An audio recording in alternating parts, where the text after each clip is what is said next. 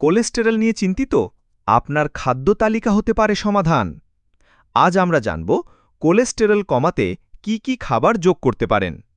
প্রথমেই প্রচুর পরিমাণে ফল ও সবজি খান।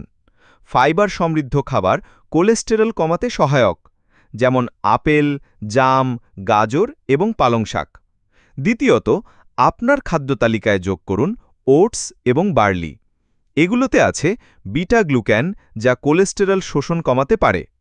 তৃতীয়ত, বাদাম এবং বীজ খান, যেমন কাঠবাদাম, আখরোট এবং চিয়া বীজ।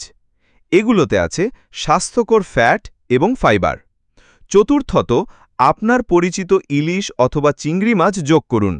এগুলোতে আছে ওমেগা-3 ফ্যাটি অ্যাসিড, যা হৃদরোগের ঝুঁকি কমাতে পারে।